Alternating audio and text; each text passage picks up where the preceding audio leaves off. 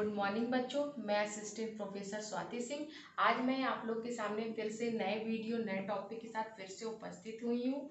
आज का हमारा टॉपिक है पाठ्य पुस्तक और शिक्षा शास्त्र की समझ, जो कि डीएलएड फर्स्ट ईयर के बच्चों के लिए है।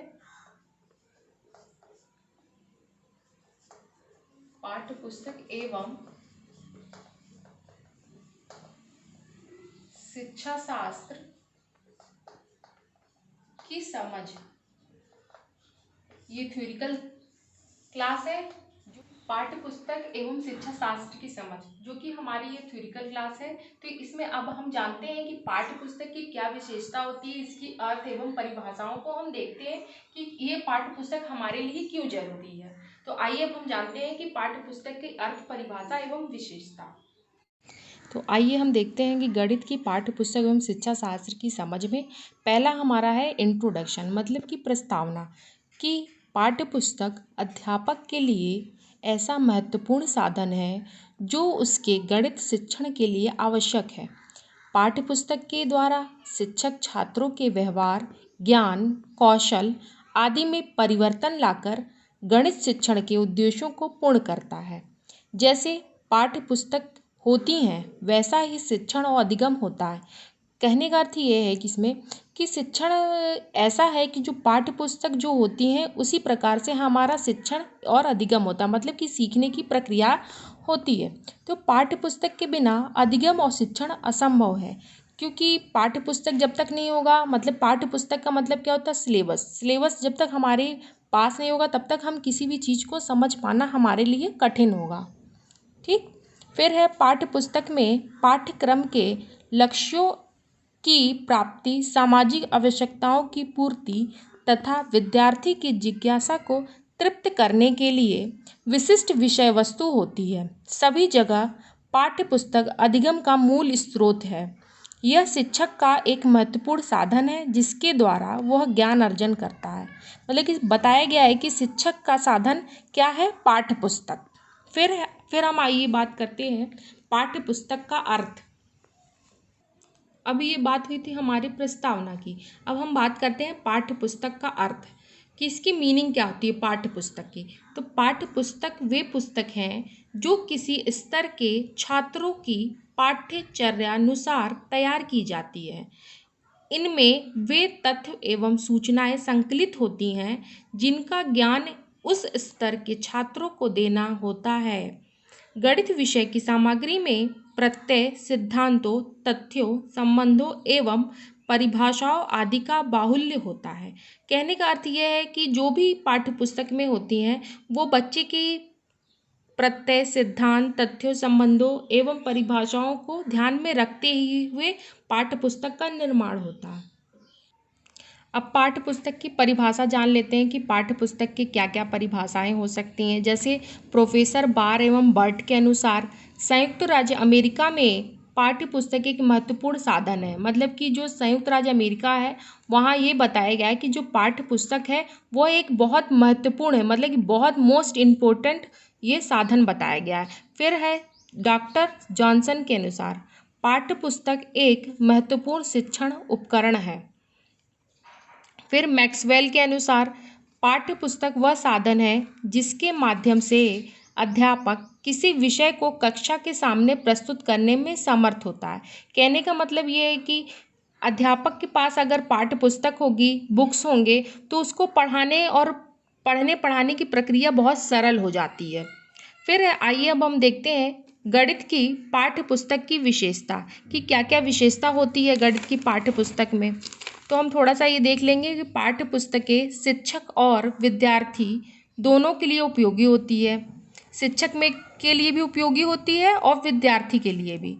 ये एक ऐसा साधन है जिनके उपयोग से विद्यालय में शैक्षिक कार्यक्रम चलते हैं। पाठ्य पुस्तक की गुणवत्ता बनाए रखने के लिए एक अच्छी गणित की पाठ्य पुस्तक लिखित विशेषता होनी चाहिए। मतलब बोलने का अर्थ ये है कि गणित की पाठ्य पुस्तक में क्या क्या विशेषता होनी चाहिए। हर किसी न किसी में हर चीज़ की विशेषता होती है, तो हमारे पाठ्य पुस्तक में क्या क्या विशेषता है। तो पहला हमारा पाठ्यक्रम पर आधारित होना चाहिए। मतलब कि बिना पाठ्यक्रम का अगर पाठ्य पुस्तक होगा तो वो हमारे किसी काम का नहीं होगा। फिर दूसरा है विषय वस्तु। विषय वस्तु का मतलब क्या, सब्जेक्ट मैटर। उसमें क्या, एक सीक्वेंस होना चाहिए, प्रेरणादायक होना चाहिए, आकर्षण का केंद्र होना चाहिए विषय वस्तु में। फिर है पाठ्य वस्तु, सरल एवं स्पष्ट एवं सरल भाषा में होनी चाहिए। मतलब कि जो भी थ्योरी दी गई है या न्यूमेरिकल दिया गया है वो सरल और स्पष्ट हो। फिर है नेक्स्ट हेडिंग है हमारा प्रकरणों का उचित क्रम। प्रकरण मतलब क्या, टॉपिक। टॉपिक क्या हमारा उचित क्रम में हो, जैसे सरल से कठिन की ओर हो, मतलब कि कठिन से सरल की ओर ना हो, सरल से कठिन की ओर हो। फिर है ज्ञात से अज्ञात की ओर हो। फिर है हमारा भाषा शैली। गणित पाठ्य पुस्तक की भाषा छात्रों की आयु एवं मानसिक स्तर के अनुकूल होनी चाहिए। मतलब बहुत ज़्यादा कठिन नहीं होनी चाहिए। जैसा क्लास है, जैसे 1 2 3 जिस हिसाब से क्लास है, जिस क्लास में जिस क्लास के आयु के बच्चे पढ़ते हैं, एज के बच्चे पढ़ते हैं, उस क्लास के अनुकूल भाषा शैली होनी चाहिए। मतलब कि शब्द होने चाहिए, बहुत ज़्यादा कठिन नहीं होने चाहिए। फिर है छात्रों की आवश्यकताओं के अनुरूप पाठ्य पुस्तक जिस स्तर के लिए लिखी गई हो वह उस स्तर के लिए निर्धारित गणित शिक्षण के उद्देश्यों के अनुकूल होनी चाहिए। फिर है उत्तम एवं नवीन विधियों का समावेश। उत्तम मतलब अच्छा, नवीन मतलब नया। तो पाठ्य पुस्तक में छात्रों तथा शिक्षकों के मार्गदर्शन हेतु गणित शिक्षण की आधुनिक व व्यवहारिक विधियाँ जैसे खोज विधि, प्रयोगशाला विधि, विश्लेषण विधि, आगमन विधि आदि पर बल दिया जाना चाहिए। फिर है हमारा उदाहरणों द्वारा स्पष्टीकरण। नेक्स्ट मतलब कि क्या जो हम एग्जाम्पल देते हैं उनके द्वारा हम क्या उनको सही बताना, शुद्ध, उचित और पर्याप्त तरीकों से बताना। जैसे यहाँ लिखा है गणित की पाठ्य पुस्तक में शुद्ध, उचित एवं पर्याप्त उदाहरणों का होना आवश्यक है। उदाहरणों के बिना पाठ्य पुस्तकें अधूरी होती है। फिर है हमारा अभ्यास प्रश्नों का स्तर क्रम। अभ्यास जैसे सबको पता है, पाठ्य पुस्तक में योग्यता, मानसिक स्तर के अनुसार नवीन प्रकार के वस्तुपरक प्रश्न क्रमिक रूप में पाठ के अंत में दिए जाना चाहिए। जिसको बोलते हैं हम होमवर्क बोल सकते हैं या क्लास वर्क बोल सकते हैं, दोनों हो सकता है। तो जैसे हम आइए जानते हैं प्रश्नों को 3 स्तर में बांटा गया है, अभ्यास प्रश्नों को। तो जैसे पहला है हमारा प्रथम स्तर में उन प्रश्नों को रखा जाए जिनको कक्षा के सभी छात्र हल कर सके। जैसे कि इसमें मंदबुद्धि बालक भी हो सकते हैं और प्रतिभाशाली भी हो सकते हैं, वांछित बालक भी हो सकते हैं। ठीक। फिर है दूसरे स्तर में इस प्रकार के प्रश्न रखा जाए जिनको औसत स्तर के छात्र हल कर सके। मतलब कि कम छात्र इसे हल कर सके, ऐसे प्रश्न भी होने चाहिए। आइए अब हम देखते हैं तीसरे स्तर में कुछ कठिन प्रश्न रखे जाएं जिनको प्रतिभावान छात्र ही हल कर सके।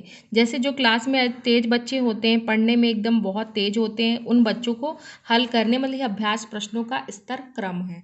तो आज का हमारा टॉपिक यहीं ख़त्म होता है। अब हम नेक्स्ट टॉपिक के साथ फिर मिलेंगे। धन्यवाद।